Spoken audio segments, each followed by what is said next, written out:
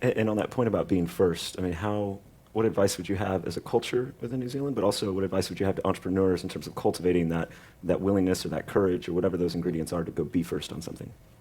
At least in the technology business, like whatever the geeks are doing in their garage on weekends is what like the entire world will be doing 20 years later as a mainstream thing.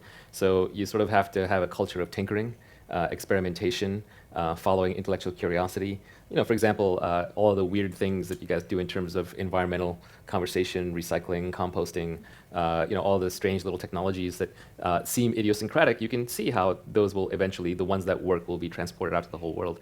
But that is true all across technology. The story of technology is, one monkey discovers fire, and then, everyone starts discovering fire because they can spread that. So the beauty of it is that just one person has to figure out how to do it, and then everybody can do it. But you're not going to figure that out unless you have people who are obsessive tinkerers. You have to be kind of obsessive about weird things. The good founders tend to be strange. The good businesses all look strange at first.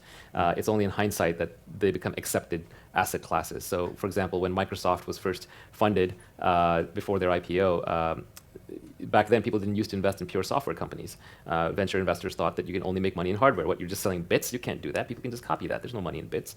But then Microsoft came along, and then nobody thought that a pure cloud services business could be that big, but then you have Google come along, right? And up until then, venture capitalists wanted to invest in paid software, not free services.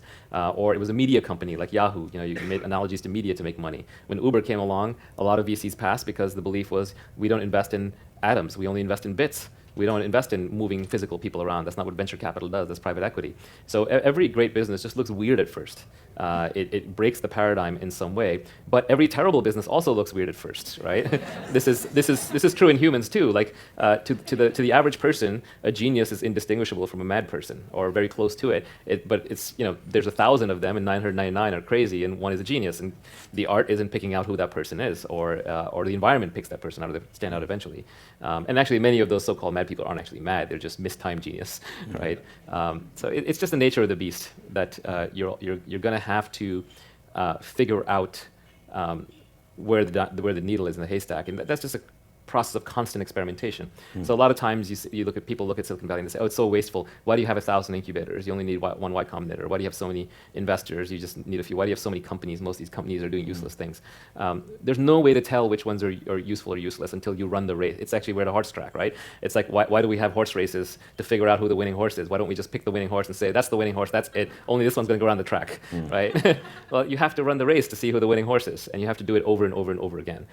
And that's what these ecosystems do. They run races all day long. And in the New Zealand context, given that we're a small country, I mean, how do you think about that tension between running a lot of experiments and having a lot of what could be replicating functions versus kind of tripling down on a couple key winners or industries and the like? And how does that potentially look in the development of this ecosystem?